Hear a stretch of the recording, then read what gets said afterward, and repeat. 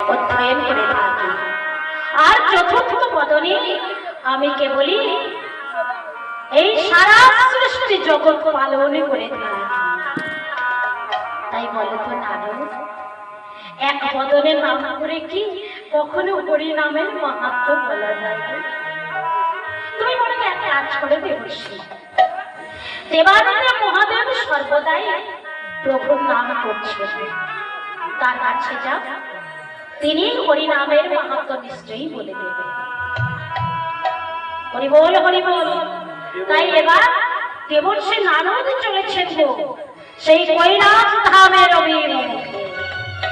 ব্রহ্মদেবের চরণে প্রণাম জানিয়ে চলেছেন কৈলাস ধামের অভিমুখে।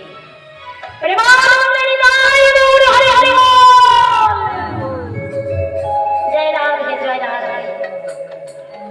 তো কৈলাস ধামে গিয়ে দেবর্ষি নারদ কি দেখছে? দেখে সিনে জোটা ময়ূর